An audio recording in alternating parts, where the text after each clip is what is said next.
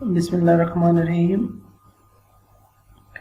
ये हमारे visual studio के अंदर सी शार्प लैंग्वेज का बेसिक स्ट्रक्चर है, जिसमें हम सबसे पहले यहाँ पे 2 पॉइंट्स यहाँ पे दिए हुए हैं। आप देखें कि सबसे पहले instruction using system dot collection dot generic using system dot text, ये इंस्ट्रक्शंस हैं। उसके बाद ये एक स्ट्रक्चर डिफाइंड है। अब आपको मैं पिछली लैंग्वेजेस का जो आप यूज करते हैं उसका रेफरेंस दूंगा कि आप क्या करते हो। अगर आप C++ या C में काम कर रहे हैं तो हैश इंक्लूड से स्टार्ट होता है program. Hash include system dot IO, hash include और इस तरह की चीजें। वो हैश इंक्लूड के साथ जो सिस्टम डॉट आईओ है वो क्या थी, वो हेडर फाइल्स थी। हेडर फाइल्स, और इनको प्री प्रोसेसर्स कहते हैं कि पहले से प्रोसेस हुई हुई लाइब्रेरीज, पहले से प्रोसेस हुई हुई कोड या सिस्टम डिफाइंड कोड्स जो आपको अवेलेबल है और आप उनको अपने प्रोग्राम का हिस्सा बनाना चाहते हैं, उनके फंक्शन यूज करना चाहते हैं, तो C++ या C के अंदर वो आप यूज कर सकते हो। पहले उन लाइब्रेरीज को, उन हेडर फाइल्स को आप इंक्लूड करते हो हैश इंक्लूड से, यानी कि वो आपके प्रोग्राम का हिस्सा बन जाती है, और देन आप उनके फंक्शन यूज करते हो। देखो जिस तरह CN Cout, अगर आप hash include system dot IO नहीं करोगे तो CN और Cout काम नहीं करेगा, और CN Cout आप कोड में नहीं लिख सकते। इसी तरह आप एक और लैंग्वेज पे आ जाए, आप आ जाए इस पे जावा में। वहां पे आप सबसे पहले क्या लिखते हो, इंपोर्ट और पैकेजेस। अब जो हेडर फाइल्स हम बोलते हैं C++ के अंदर, जावा के अंदर उसको हम पैकेज बोलते हैं। पैकेज क्या है कि जी मल्टीपल क्लासेस हैं, उन सारी क्लासेस को ग्रुप करके मैंने एक किया है। वो ग्रुप किसकी बेस पे, वो लॉजिकल ग्रुप होता है। आप क्या कर रहे हो कि फॉर एग्जांपल आप फाइनेंस के बारे में एक मॉड्यूल बना रहे हो, तो आप उसको फाइनेंस का पैकेज बना देंगे। आप फॉर एग्जांपल डेटाबेस की कनेक्टिविटी के लिए कुछ कर रहे हो तो आप उसको डेटाबेस का पैकेज बना देंगे।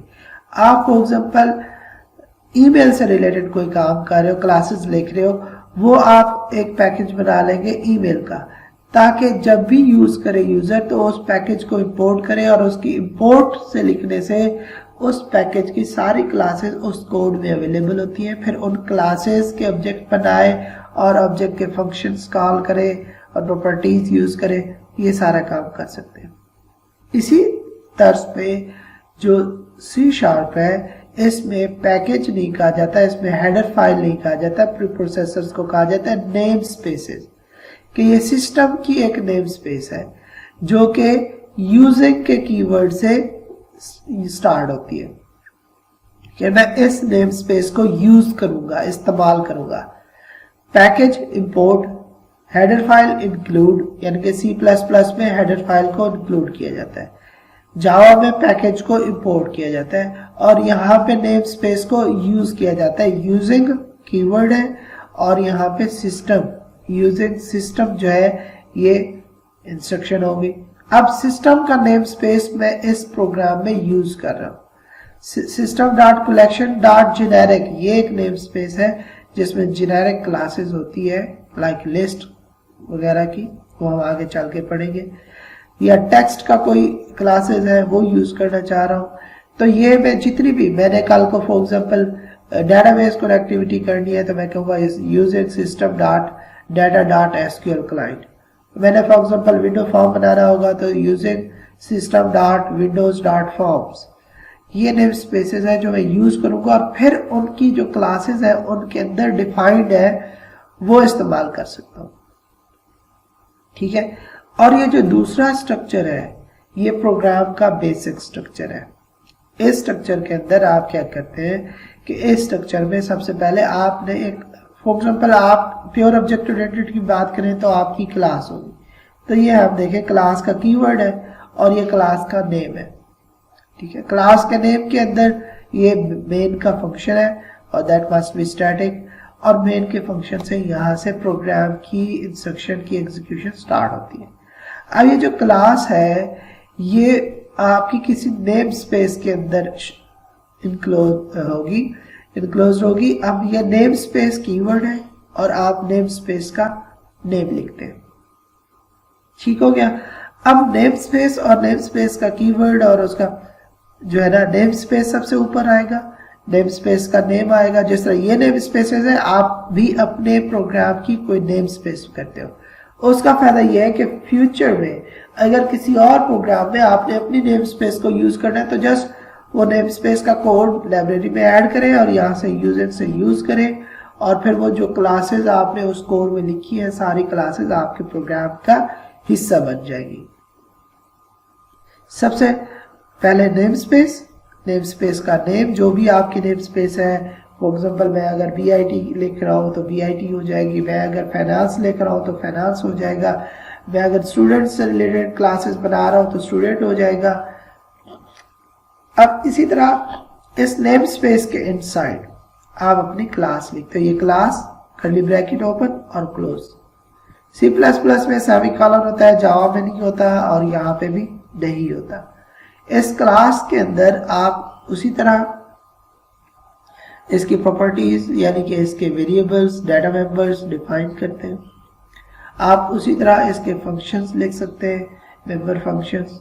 और यहाँ पे भी C++ में starting point of the programme instruction main का फंक्शन होता है, जावा के अंदर भी मेन का फंक्शन है और यहाँ पे भी मेन का फंक्शन है।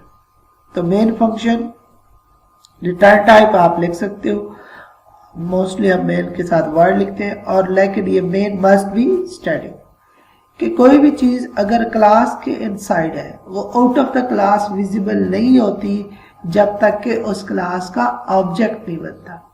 लेकिन अगर किसी फंक्शन या वेरिएबल के साथ स्टैटिक का कीवर्ड हो जाए तो ये स्टैटिक उसको क्लास फंक्शंस बना देता है, ऑब्जेक्ट फंक्शन नहीं बनाता।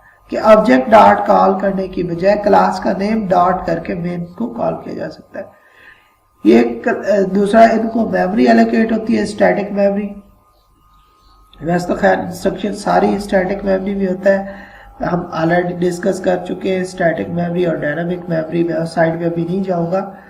सिंपल अंडरस्टैंडिंग के आपका मेन का फंक्शन मस्ट बी स्टैटिक। अगर ये स्टैटिक नहीं होगा तो ये क्लास लेवल का नहीं है, ये फिर ऑब्जेक्ट लेवल का है, फिर ये कॉल नहीं होगा। It will not be understood कि ये मेन आपका वो मेन है। ठीक है। और आपके पूरे प्रोग्राम, पूरे सॉल्यूशन के अंदर सिर्फ एक मेन होगा। एक से ज्यादा मेन फंक्शन आप लिखोगे तो भी आपको एरर आएगा, अगर आप मेन नहीं लिखोगे तो भी एरर आएगा। और मेन मस्ट बी स्टैटिक, ये अगर स्टैटिक नहीं लिखोगे तब भी आपको एरर आएगा। ये बेसिक अंडरस्टैंडिंग है। ये आपका मेन का फंक्शन भी किसी क्लास के अंदर होना चाहिए और वो क्लास किसी नेम स्पेस के अंदर होनी चाहिए। ये हमारी बेसिक अंडरस्टैंडिंग है प्रोग्राम की। तो इसको परफॉर्म करने के लिए हमें विजुअल स्टूडियो चाहिए, विजुअल स्टूडियो में हम चलेंगे। लेकिन इस पे अगर आपको नहीं कंसेप्ट कर रहा तो देखें, आप C++ में मेन का फंक्शन लिखते हो, ऊपर हेडर फाइल्स इंक्लूड करते हो, जस्ट प्री प्रोसेसर। यहाँ पे भी देखें नेम स्पेसेस यूज हो रही हैं, जिस तरह C++ में आप ऐड इंक्लूड करते हो या जावा में इंपोर्ट पैकेज लिखते हो। और फिर जावा के अंदर आप अपनी क्लासेस को किसी पैकेज के अंदर डालते हो, पैकेज का नेम देते हो। यहाँ पे आप अपनी क्लासेस को नेम स्पेस के अंदर लिखते हैं। ये नेम स्पेस मल्टीपल फाइल्स भी हो सकता है। यस, मल्टीपल फाइल्स हैं, हर फाइल का नेम स्पेस सेम हो सकता है। वो सारी फाइलें आपके एक ही नेम स्पेस से बिलोंग होगी, एक ही उसकी DLL बन सकती है। देन एक नेम स्पेस के अंदर मल्टीपल क्लासेस, यस, इसी एक फाइल के अंदर, इसी एक नेम स्पेस के अंदर मल्टीपल फाइल्स लिखी जा सकती हैं। फिर इस एक क्लास के अंदर, यस, डाटा मेंबर और मेंबर फंक्शन लिख सकते हैं और मेन का फंक्शन। लेकिन आपका प्रोग्राम जो एग्जीक्यूट होगा वो मेन से स्टार्ट होगा। अब इसके अलावा अगर मेन के अलावा कुछ फंक्शंस आप लिखना चाह रहे हैं तो वो फंक्शन और आप उसे मेन में कॉल करना है, तो वो भी हम आगे चल के करेंगे कि उनको कैसे करना है। अब इसमें हेलो वर्ल्ड का एक प्रोग्राम बनाते हैं। ये basic structure of the program था कि C# के अंदर अब जब ये कोड जो है क्या करता है कि ये आपका सोर्स कोड है। डॉटनेट फ्रेमवर्क में जब मैं F5 प्रेस करूंगा तो ये सोर्स कोड CLR को मिलेगा। CLR इस सोर्स कोड को कंपाइल करेगा और वो क्या आउटपुट देगा, माइक्रोसॉफ्ट की IL लैंग्वेज में आउटपुट देगा। वो IL लैंग्वेज के अंदर यानी कि इंटरमीडिएट लैंग्वेज में आउटपुट जनरेट करेगा। वो फिर किसको मिलेगा, JIT को, जस्ट इन टाइम कंपाइलर है। जस्ट इन टाइम उस IL कोड को उठाएगा और एग्जीक्यूटेबल बना देगा और वो एग्जीक्यूटेबल आप किसी भी माइक्रोसॉफ्ट विंडो पे रख के, किसी और ऑपरेटिंग सिस्टम नहीं, मैक लिनक्स नहीं, विंडो एनवायरनमेंट में रख के आप एग्जीक्यूट कर सकते हो। मेक श्योर 32 बिट कर रहे हैं तो वो 32 बिट मशीन्स पे होगा, 64 बिट कर रहे हैं तो वो 64 बिट पे होगा। ये आपको, हाँ, आपने अगर एक ही कोड लिखा हुआ है तो yes you can produce it for 32, you can produce it for 64 bit operating system, yes. तो आगे चल के हम क्या करते हैं कि यहाँ पे देख लेते हैं ये नेम स्पेसेस के रेफरेंसेस के बारे में, बेसिक प्रोग्राम के एग्जीक्यूशन का स्टार्ट बताया गया है और ये आपको बताया जा रहा है यहाँ पे कि मेन मेथड्स का होना मस्ट है। एक मेन होगा, जो बातें हमने की नेम स्पेसेस के बारे में आपको बताया जा रहा है।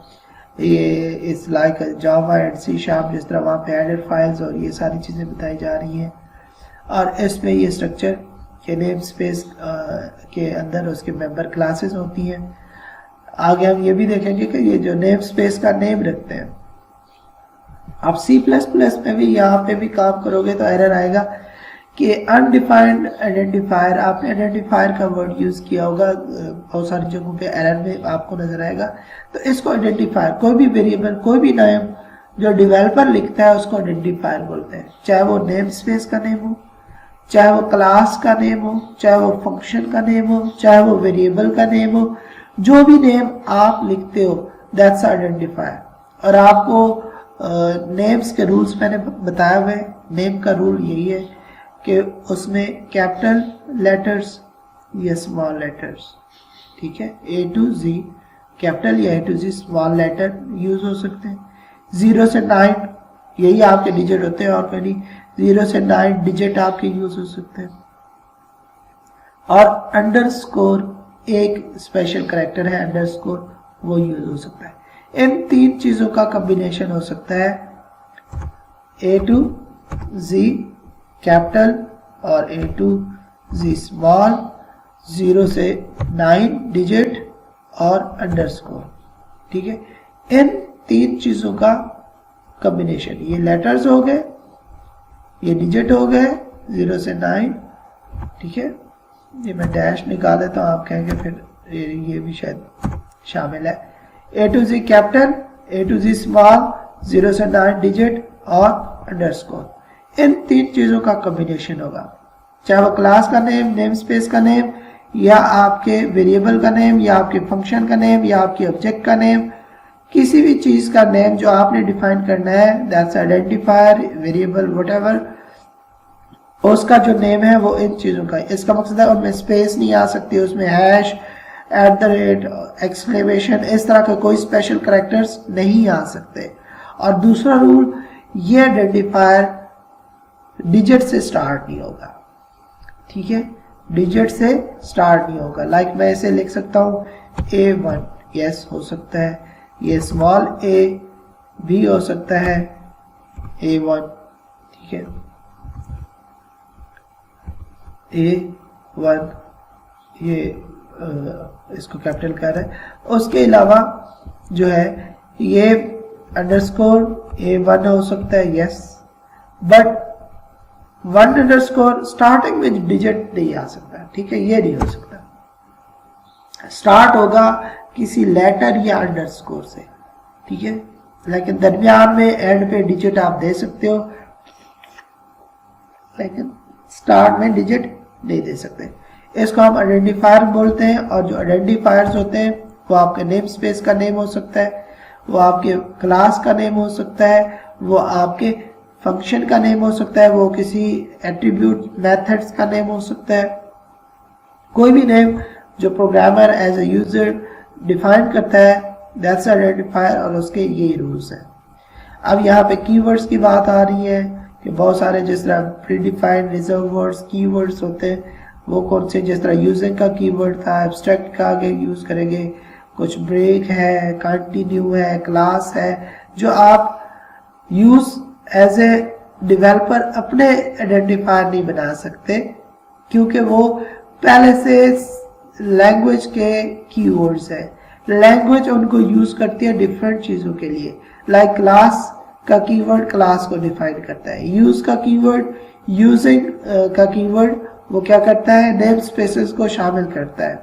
इस तरह इनम बताया जा रहा है, इफ एल्स है, ठीक है, कंटिन्यू है, कॉस्ट है, ठीक है, डाटा टाइप्स हो गई, ठीक है, इस तरह के ये यहाँ पे कीवर्ड्स, ठीक है। जिस तरह ये टाइप ऑफ है, ये बताता है कि जी ये कौन सी टाइप है इसकी, कि ये इंटीजर टाइप का है, ये डेट टाइप का है, ये स्ट्रिंग का है, या एक्सेप्शन थ्रो करना है। दिस का कीवर्ड उसी क्लास के ऑब्जेक्ट को रेफर कर रहा होता है, ठीक है। ट्राई कैच है, थ्रो है, ट्रू है, फॉल्स है, इफ एल्स है, फॉर ईच है, फॉर है, वाइल है, डू वाइल है, केस है, स्विच जो है स्विच है। इस तरह की ये सारी चीजें, फाइनली का ब्लॉक होता है जिस तरह, ठीक है। और आउटपुट का है, ओवरराइड का है, प्राइवेट पब्लिक प्रोटेक्टेड, ये जो नेम स्पेस ये आपके क्या होते हैं, एक्सेस स्पेसिफायर्स, ये भी आपके। अब मैं यहाँ पे ऊप को नहीं फॉलो कर रहा, आप अंडरस्टैंड कि आप ऊप कर चुके हो, जिसमें क्लासेस हम बनाते हैं, क्लासेस के ऑब्जेक्ट बनाते हैं, कंस्ट्रक्टर और डिस्ट्रक्टर बनाते हैं, और प्री प्रोसेसर की बेस का पता है, उसमें ये एक्सेस स्पेसिफायर्स का पता है कि इनकी बेस पे हम चीज़ों की एक्सेस मेंशन करते हैं, ठीक है जी। अब हम अगले में हेलो वर्ल्ड का प्रोग्राम विजुअल स्टूडियो के अंदर राइट करते हैं।